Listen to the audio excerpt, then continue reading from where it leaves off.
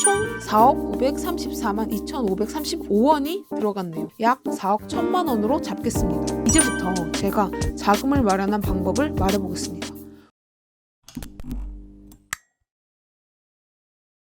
안녕하세요. 100억 부자 챌린지를 진행 중인 꿈나무입니다. 저는 지난 아파트 매매 브이로그에서 4천만 원으로 4억 아파트를 매수한 방법에 대해 자세히 설명하겠다고 했는데요. 아직 1편을 보지 못한 분들은 먼저 보고 와주시고 지금부터 제가 사용한 방법과 실제 총 비용이 얼마나 들었는지 각종 부대 비용을 포함해 낱낱이 밝혀보도록 하겠습니다. 그럼 시작하겠습니다. 제가 사용한 방법은 바로 갭투자입니다. 갭투자란 매매가와 전세가의 금액 차이, 그 갭을 이용해서 아파트를 매수하는 방법인데요. 예를 들어 보겠습니다.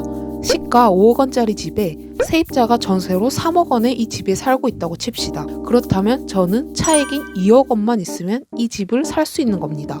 이 집을 양도받으면서 세입자도 같이 안고 가는 것이죠. 쉽죠? 갭투자에는 두 가지 방법이 있습니다. 첫 번째 방법은 앞서 말했듯이 전세가 껴있는 아파트를 사는 방법. 두 번째 방법은 공실인 아파트를 사서 세입자를 새로 맞추는 방법입니다. 두 가지 다 장단점이 있습니다. 예를 들어 설명해 보겠습니다. A 아파트의 2020년 매매가는 5억, 전세가는 3억이었고 2021년에는 가격이 많이 올라 매매가는 7억, 전세가는 5억이라고 가정하겠습니다. 철수는 2020년에 전세 3억을 맞추고 5억에 A 아파트를 매수했고 영희는 2020년에 현금 100%로 5억에 A 아파트를 매수했다고 칩시다. 그리고 1년 뒤 철수와 영희의 물건을 현재 시세인 7억에 같은 가격에 내놓았다면 어떤 물건을 사시겠습니까? 당연히 영희의 물건을 사시겠지요. 아까 분명히 2021년 전세가가 5억으로 올랐다고 했으니 공실인 영희의 아파트를 사면 내가 전세를 맞추면 내 돈 2억이면 이 아파트를 살 수 있습니다.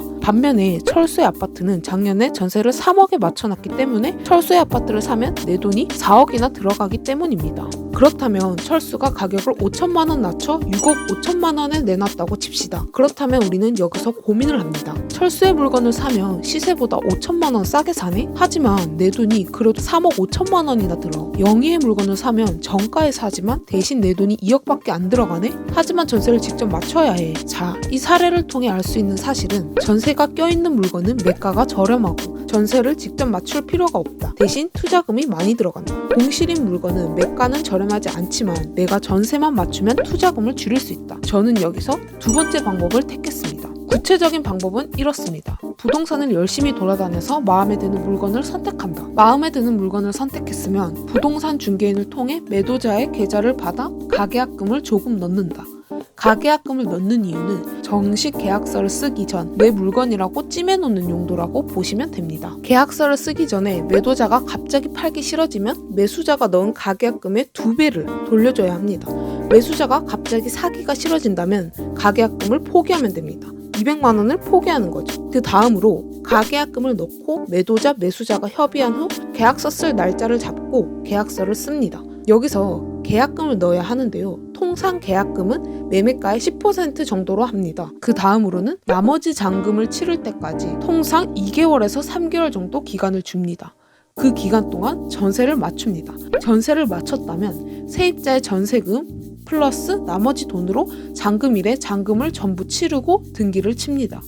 일주일 뒤 소유권이 완전히 나에게 넘어옵니다. 보통 이 루트대로 진행이 되고요. 그렇다면 저의 실제 사례를 통해 매매가와 각종 부대 비용을 전부 합쳐 순수한 내 돈이 얼마가 들어갔는지를 계산해 보겠습니다. 저는 정확히 4억 200만 원의 아파트를 매수했고요. 여기서 세금은 취득세 402만 원, 지방교육세 40만 2천 원, 국민주택 채권 매도 비용 9만 5,735원, 정부 수입인지 15만 원, 등기수수료 15,000원, 이렇게 총 468만 2,735원이 들어갔네요. 부동산 중개 수수료는 176만 8,800원 플러스 89만 1,000원 총 265만 9,800원이 들어갔습니다. 그리고 등기를 칠 때 법무사 비용이 들어가는데요. 보통은 약 30만 원 정도의 비용을 지불하고 법무사를 통해 등기를 치는데 찾아보니 셀프로 등기를 칠 수 있더라고요. 그래서 저는 셀프 등기를 쳐서 법무사 비용을 아꼈습니다. 나중에 영상으로 셀프 등기 치는 법을 자세히 만들어 보겠습니다. 결론적으로 아파트 가격 4억 200만 원 플러스 세금 세금 462만 735원 플러스 중개수수료 265만 9,800원 해서 총 4억 934만 2,535원이 들어갔네요. 약 4억 1천만 원으로 잡겠습니다. 이제부터 제가 자금을 마련한 방법을 말해보겠습니다. 우선 저는 전세를 2억 7천만 원에 맞췄고요. 9,900만 원을 신용대출을 받았습니다. 지금 정부가 주택 구입 용도로 신용대출을 1억 이상 받을 시 대출을 전부 회수하고 주택 의무 매도를 해야 한다고 했기 때문에 1억 이상 신용대출은 절대 받으면 안 됩니다. 하지만 역으로 말하면 1억 미만은 된다는 거겠죠. 그래서 9,900만 원까지 풀로 신용대출을 받았습니다. 물론 요즘은 신용대출이 잘 안 나오는 추세죠. 하지만 저희 회사가 대출이 좀 잘 나오는 편이고 작년에 신용대출을 미리 받아놔서 가능했던 것 같습니다. 그럼 4억 1천만 원 빼기 2억 7천만 원 빼기 9,900만 원 하면 4,100만 원이 남습니다. 이것이 순수하게 들어간 제 돈입니다. 이 돈은 수중에 있는 현금과 주식을 일부 매도하여 마련했습니다. 사실 저는 한번 포트폴리오에 편입한 종목은 파는 걸 극도로 싫어하는 사람입니다. 주식을 파는 마지막 순간까지도 고민을 정말 많이 했는데요. 고민 끝에 결정적으로 주식을 팔게 된 이유는 두 가지였습니다. 첫째는 자산의 분배입니다. 주식을 전부 팔아야 하는 게 아닌 30% 정도만 매도를 하면 아파트 한 채와 주식을 같이 가져갈 수 있게 됩니다. 그렇다면 자산 분배 차원에서 보더라도 아파트와 주식을 같이 가져가는 게 더 현명한 선택이라는 생각이 들었습니다. 또한 지금은 주식을 30%만 매도해도 아파트를 살 수 있지만 나중에는 주식을 더 많이 팔아야지 아파트를 살 수 있게 될지도 모른다는 생각도 들었습니다.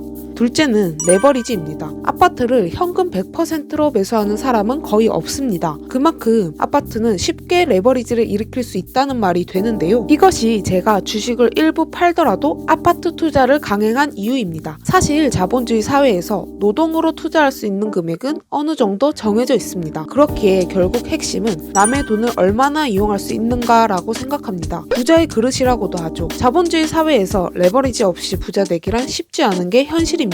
예를 들어 4천만 원을 주식에 투자한 경우와 4천만 원으로 레버리지를 일으켜 4억 원짜리 아파트를 산 경우 수익률 100%를 내려면 어떻게 되어야 할까요? 주식에 4천만 원을 투자해서 4천만 원을 벌려면 주식 가격이 2배가 되어야 가능합니다. 삼성전자가 현재 8만 원 정도라면 16만 원이 되어야 가능한 것이죠. 하지만 4억 원짜리 아파트로 4천만 원을 벌려면 아파트 가격이 10%만 상승하면 됩니다. 거기에 아파트를 매수할 때 들어간 실질적인 내돈은 4천만 원밖에 안 되니 수익률은 100%가 됩니다.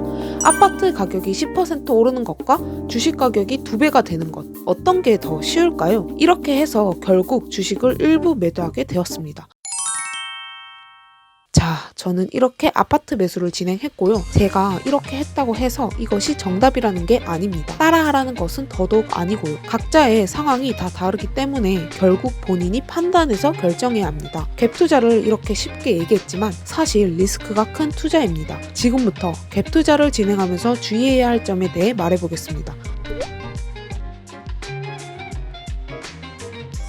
첫째로 전세 수요가 많은 아파트인지 확실히 조사가 필요하다는 겁니다. 앞서 갭투자 방법에서 계약서를 쓰고 두세 달 안에 세입자를 구해야 한다고 말했는데요. 만약 그 안에 구하지 못하면 어떻게 될까요? 계약금 4천만 원을 날리는 겁니다. 너무 무섭지 않나요? 그렇기 때문에 전세 수요가 많은 지역인지 조사하는 것은 필수입니다.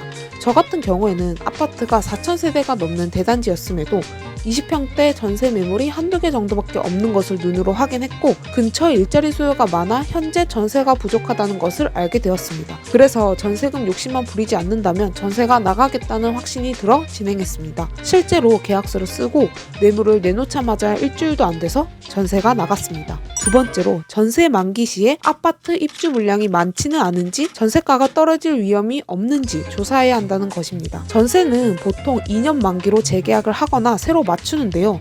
이 시기에 근처 입주 물량이 많아지면 어쩔 수 없이 전세가가 떨어지게 됩니다. 만약에 제가 2억 7천만 원에 전세를 맞췄는데 2년 뒤에 전세가가 하락해서 2억 5천만 원에 새로 맞추게 된다면 저는 당장 2천만 원을 새로 구해야 하는 상황이 오는 겁니다. 그렇기 때문에 입주 물량을 미리 체크하여 전세가가 떨어질 위험은 없는지 조사해야 합니다. 세 번째로 저처럼 신용대출을 많이 받는 경우 이자를 감당할 수 있는가입니다. 저 같은 경우 현재 9,900만 원에 대한 대출이자가 한 달에 약 23만 원 정도 나가는데요. 지금은 금리가 낮기 때문에 대출이자가 얼마 안 나가지만 나중에 금리가 인상되었을 때까지 생각해서 감당 가능한지를 계산해야 한다고 생각합니다. 그런데 저는 솔직히 지금 돈값이 매우 저렴하다고 생각합니다. 1억 가까이 빌리는데 이자가 한 달에 23만 원밖에 안 나온다는 것은 거의 공짜 아닌가요? 1년 해봐야 276만 원이잖아요. 매수한 아파트가 그 정도 가치는 충분히 있다고 생각했기에 진행했습니다. 요새 곧 금리가 오를 거다 하는 말들이 많은데 그럼 극단적으로 계산해서 금리가 10%까지 올랐다고 칩시다. 그럼 한 달 이자가 82만 원 정도 나오는데요. 그럼 부담이 많이 되는 건 사실입니다. 하지만 이 이자를 감당하지 못해 파산을 하게 된다던가 할 정도로 큰 위협이 되지는 않습니다. 이자가 10%가 되어도 일상에 지장이 없다는 거죠. 물론 그만큼 주식은 덜 매수하게 되겠지만요. 아무튼 이자를 극단적으로 올렸을 때에도 부담이 되지 않는다면 적정 수준의 신용대출은 이용하는 게 좋지 않을까 싶습니다. 자, 이렇게 오늘은 제 사례를 통해 갭 투자에 대해 자세히 설명해보고 위험성까지 얘기해보는 시간을 가졌는데요. 도움이 좀 되셨나요? 모든 투자가 그러하듯 갭 투자도 리스크가 분명한 투자라고